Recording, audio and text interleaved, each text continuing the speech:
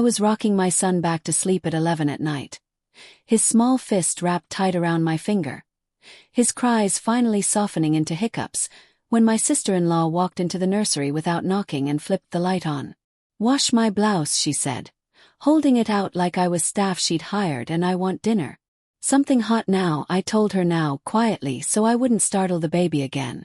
I told her my son needed me, that the kitchen wasn't locked, that she was perfectly capable of feeding herself at 23 years old. She didn't like that. She never liked being told no by me specifically. She'd built her entire identity and that family around, never having to hear it. Within a minute my husband was filling the doorway, and within 2 minutes his hand had struck my face hard enough to leave me stunned. Hard enough that Ezra jolted in my arms and started screaming again. His small body rigid with a fear he was too young to name, but not too young to feel apologized to my sister. Holt said like this was a reasonable request between reasonable people. Like I had done something wrong by refusing to abandon our crying infant so I could serve a grown woman who had never worked a single day of her adult life. I looked past him into the hallway, where Odalie stood with her arms crossed and a small, satisfied smile tugging at the corner of her mouth. She wasn't even trying to hide it. She wanted this moment. She had wanted it for months, maybe longer, and now she finally had it, her brother's hand doing what your voice alone never could. Something in me went very still and very calm. The way water goes still right before it turns to ice. I shifted Ezra higher onto one arm and with the other hand I slapped her back. "Not Holt. The smile fell off Odalie's face so fast it was almost satisfying to watch. Holt started shouting, reaching for my arm, and I stepped backward out of his grip. Out of that hallway, out of that house. The diaper bag was already packed and waiting by the front door.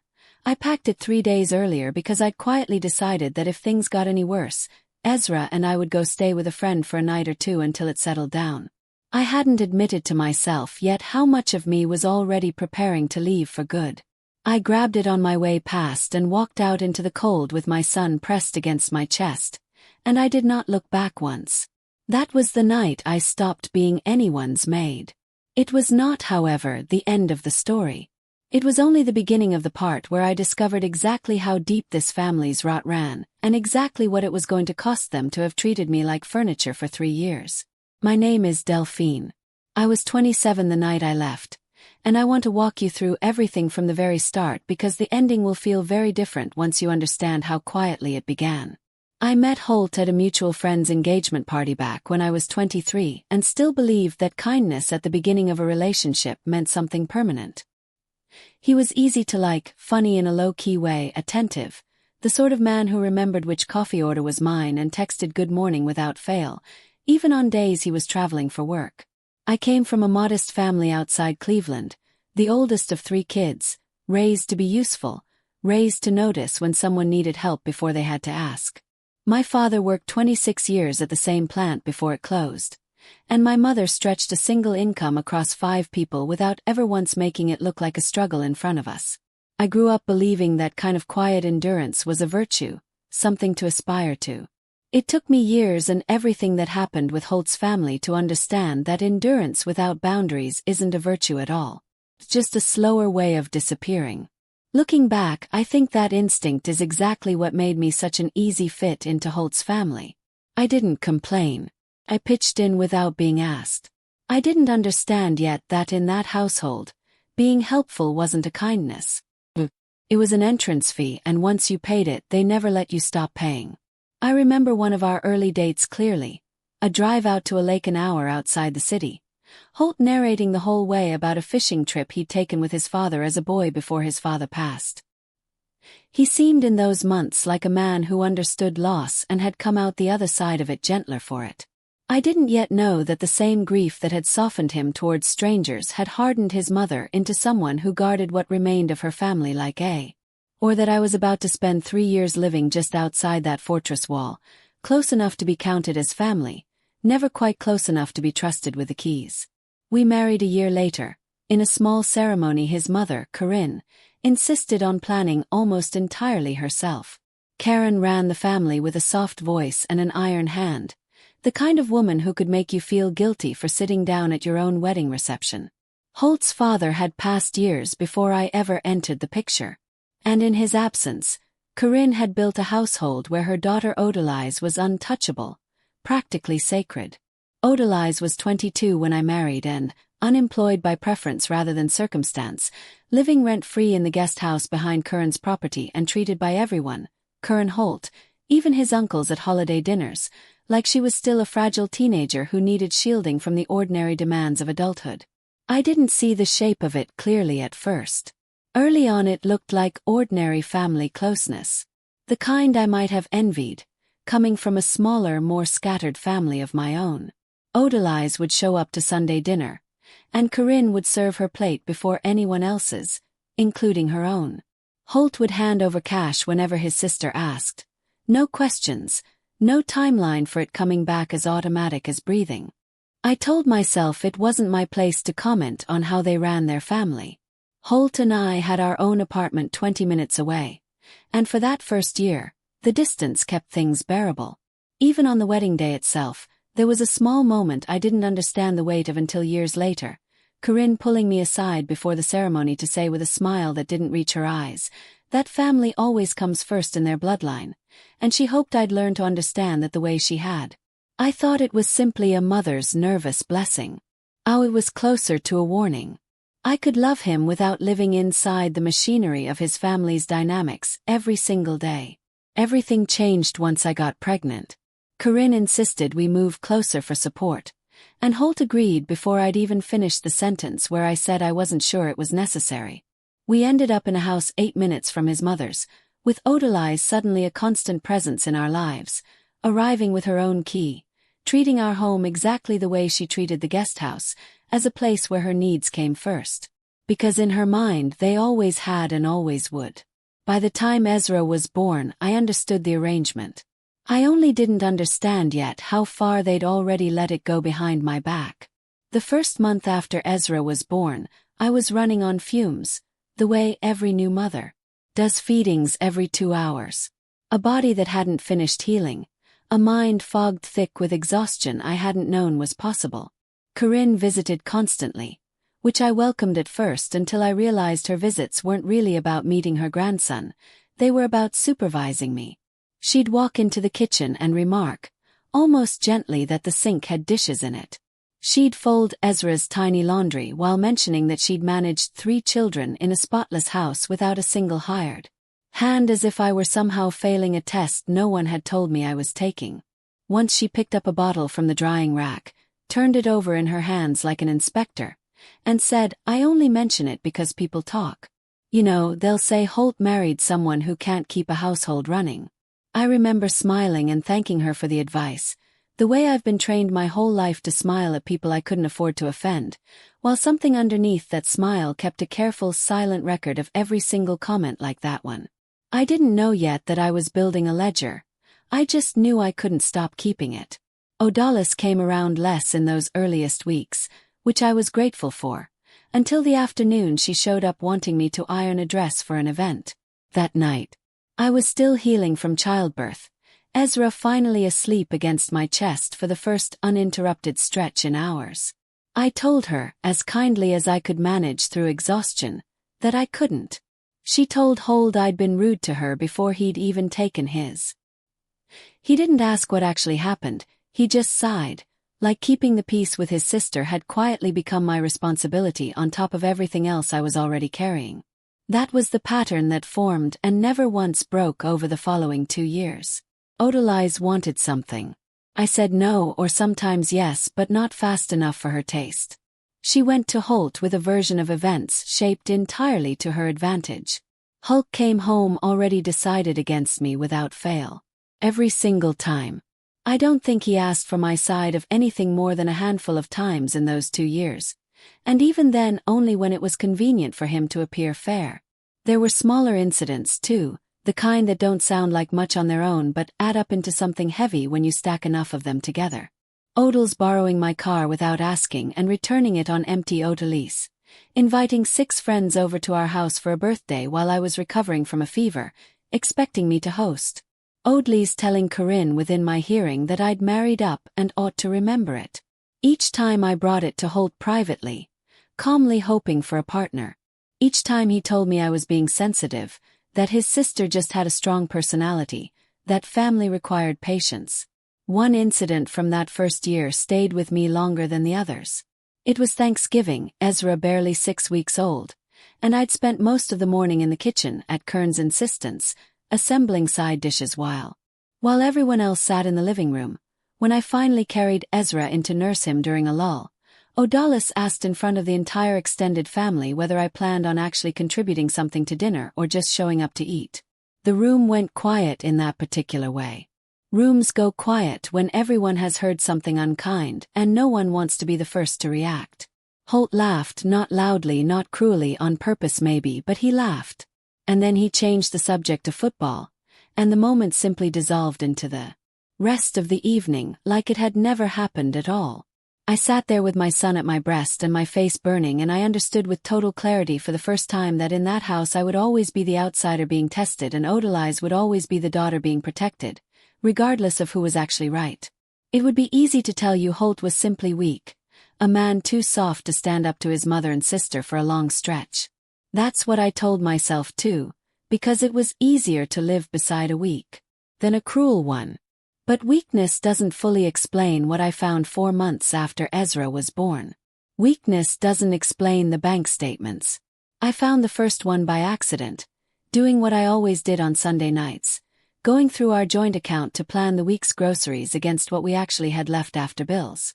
There was a transfer I didn't recognize, $2,200 gone out 3 weeks earlier. Memo line blank. I asked Holt about it and he told me it was a loan to Odalis temporary. She was between jobs. It would be paid back soon, the same phrase he'd used at least 4 times before that I'd simply never bothered to track. There was a particular afternoon, Ezra maybe 10 weeks old, when I realized how alone I'd actually become inside a house full of family. I hadn't left the neighborhood in 9 days. My own mother back in Ohio called every Sunday, and I found myself editing the truth for her, too, trimming down the sharper edges of what was happening because I didn't want her worrying from 4 states away. Didn't want to admit out loud that the family I'd married into treated my exhaustion as an inconvenience rather than something worth accommodating. I remember standing at the kitchen window that afternoon, Ezra finally quiet against my shoulder, watching Odalis' car pull into our driveway uninvited for the 3rd time that week, and feeling something in me quietly harden that I wouldn't fully recognize as resolve until much later. Once I started paying real attention. The pattern turned my stomach. Over the 18 months since our wedding, more than $1,000 had quietly left our joint account and landed in hers. Not 1 cent of it had ever come back, and there had never been any real conversation about it being expected to. I raised it carefully, the way you raised something you already suspect will end badly. I asked Holt if we could set a real boundary in writing, even about lending family money going forward. He looked at me like I'd suggested abandoning his sister on the side of the highway. "She's my blood," he said, voice flat. "Final. You don't understand what it's like to have a sister who struggles." I understood struggle. I came from a family that had never once had 11,000 spare dollars to give away, let alone to someone who never worked. What I didn't understand yet, not fully, was that Odalis wasn't struggling at all. The event that cracked everything open happened on a Tuesday afternoon 3 weeks before. The night I finally left, Corinne asked me to drop a folder of documents at her accountant's office. Papers related to a small trust her late husband had set up years earlier for his 2 children. I wasn't supposed to look inside, but the folder wasn't sealed, and by then, curiosity is a hard thing to fight once you've spent over a year sensing something is being hidden from you in plain sight. Inside were statements from an account I had never once heard mentioned, opened in Odalis's name but funded almost entirely by transfers from a personal account of Holt's that I hadn't known existed. One his mother had apparently helped him open years before we ever married. Over the previous 3 years, more than $60,000 had moved through it. Some had gone straight to Odalis. Some, according to a handwritten note clipped to the top page in Curran's unmistakable handwriting, was being kept in case Holt's marriage doesn't work out. So there's still something left for our family. I remember the exact way the paper felt in my hands, heavier than paper should feel, and the way the fluorescent light in that waiting room seemed to buzz louder the longer I stared at Curran's handwriting. Telegraphed each page carefully with my phone turned to silent, my heart going so hard I was sure the receptionist could hear it from her desk. Then slid the folder back together exactly as I'd found it, corners aligned, paper clip in its original spot, and handed it over like I hadn't just rearranged the entire foundation of my marriage in my head. I sat in my car outside that accountant's office for 20 minutes before I trusted myself to drive. It wasn't only that they'd hidden money from me for 3 years. It was that single sentence in case the marriage doesn't work out. They weren't preparing for a possibility. They had already decided on an inevitability. Quietly, in writing long before I ever raised my voice about anything. Long before that night in the hallway with the light flipped on and my son screaming against my chest. I didn't say a word about it right away. I wanted proof. No one could talk me out of believing. So over the days that followed, I quietly gathered what I could. Photographs of the statements. Copy of that note. Screenshots of transfers from our joint account that lined up almost exactly with Otalis spending online vacations and designer bags appearing on her social media the same week emergency money had moved out of our account. I wasn't building a case out of spite.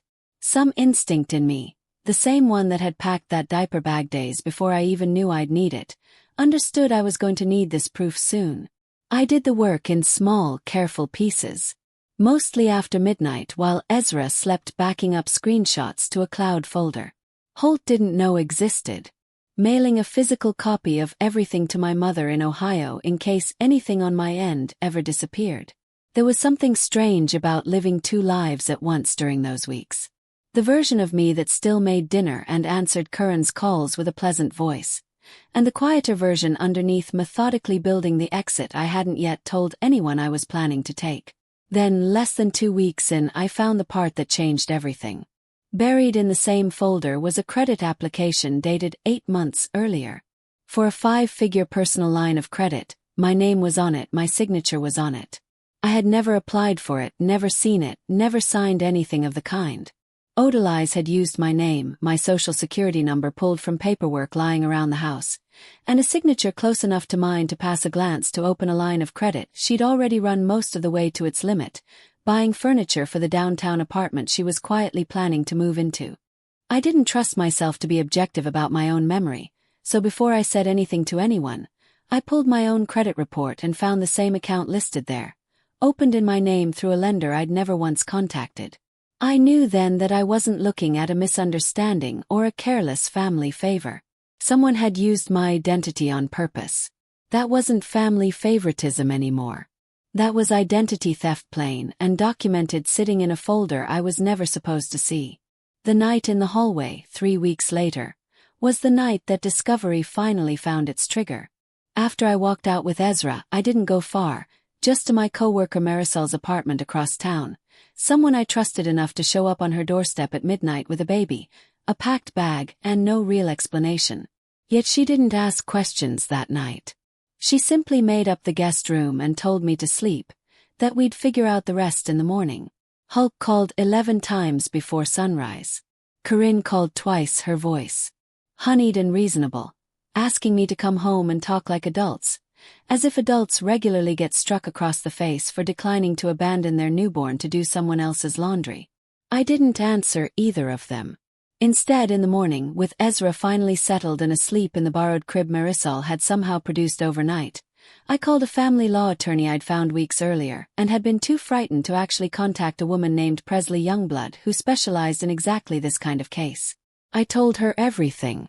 The slap, the pattern that came before it, the hidden account, and finally, almost as an afterthought, the credit application with my forged signature. She stopped me right there. "That's not an afterthought," she said. "That might be half our case, and it's the half a prosecutor could get involved in too if you want to go that route." Within weeks, Presley had subpoenaed the lender's file directly, and a forensic document examiner she worked with regularly confirmed what I'd already suspected: the signature on the application didn't match mine. In 3 separate, measurable places over the following weeks, While Holt oscillated between apology texts and lawyers of his own, Presley walked me through what I was actually holding. The hidden account, funded through Holt's personal money, wasn't just an uncomfortable family secret. Depending on disclosure and structure, it could weigh heavily in both the divorce settlement and in establishing exactly how unsafe and unsupported I had been made to feel inside that marriage. The forged credit line was its own matter entirely, one that gave me leverage far beyond the divorce itself, since it implicated O'Dulles directly and left Corinne exposed for having known and said nothing. The slap, corroborated by a neighbor who'd heard raised voices and my son crying through the shared wall that night, made a protective order a realistic possibility, according to Presley. His messages in those first weeks shifted tone almost daily, like he was testing which version of himself might get a reply. Some mornings it was apology long. Paragraphs about stress and family pressure and how he'd never meant for things to go that far. Other times it tipped into something colder. Reminders that I was making it harder on Ezra by keeping him away from his father. That a good mother wouldn't let one bad night define a marriage. Once, he showed up outside Marisol's building before the protective order was in place, standing by his car in the rain for nearly an hour. Not knocking, just waiting. As if patience alone might undo what his hand had already done. I watched him from the window with Ezra asleep on my shoulder, and felt nothing moving me toward the door. That absence of feeling told me more than any of his messages did. Holt tried in those weeks to paint himself as a man caught helplessly in the middle, torn between his wife and his family. I might have believed some version of that story once, back when I still needed to believe the best about him. But a man torn between two people doesn't raise his hand to please one of them. A man torn between 2 o'clock doesn't help hide $60,000 from his wife for 3 straight years or look away while his sister opens credit in that same wifeful name. Somewhere in the weeks that followed, I stopped seeing Holt as weak and started seeing him clearly, which came as an unexpected relief. Weak men can be waited for, coaxed into growth. Clear men, once you finally see them plainly, you can simply stop waiting for the proceedings. Took 4 months in total, 4 months of hearings and filings in the particular. Exhaustion of building a new life during business hours while fighting to protect it in courtrooms. In between, there were weeks I doubted myself. Moments in a hallway outside a hearing room where I wondered if I was overreacting, if a different woman might have simply absorbed it all and stayed. Presley kept a framed quote on her office wall that I found myself reading every time we met. Something about how the truth doesn't need you to raise your voice, only to keep showing up with it. I held on to that more than once, especially on the days Holt's attorney tried to reframe the entire hallway incident as a heated family disagreement rather than what it actually was. Corinne, through her own attorney, tried arguing the hidden account was nothing sinister, simply how their family had always managed money unrelated to the marriage itself. That argument collapsed fast once Presley introduced the handwritten note into evidence. The note made it much harder for them to argue the account had nothing to do with our marriage, and once that connection was established, the rest of the transfers were much easier to explain to the court. O'Dulles tried a different approach entirely. She showed up to mediation in tears, insisting she'd never meant for any of it to go this far, that she was simply a struggling young woman who'd leaned too hard on her brother. It might have worked if not for the vacation photos, the new furniture, the downtown lease signed the same month. She told Holt the money was for a medical emergency. "You're telling this room you were struggling," Presley said to her, voice even unhurried.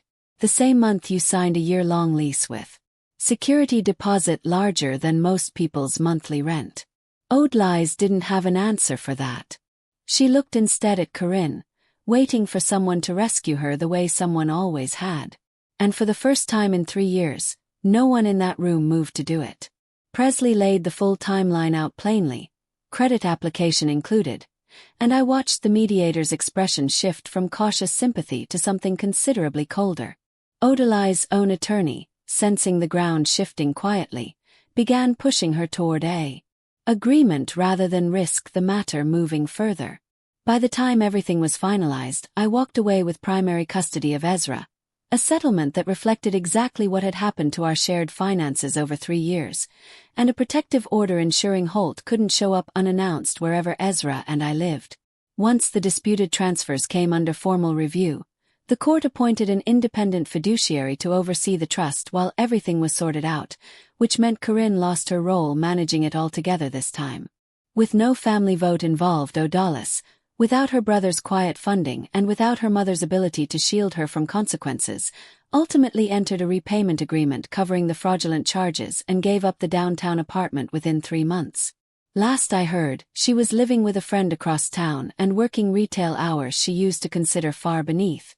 Her hope, for his part, lost more than the marriage.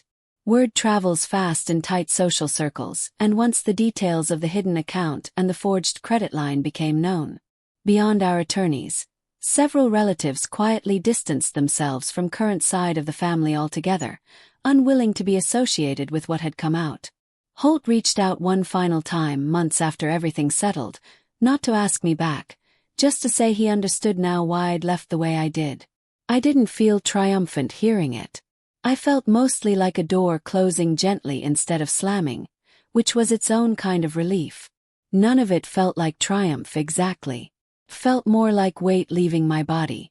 Careful piece at a time, the way a held breath finally releases once the danger has actually passed. I moved into a small 2-bedroom place with Ezra, close to my job, close to Marisol, far from a family that had spent 3 years quietly deciding in ink and in silence what my marriage was worth to them before I ever got a single say in the matter.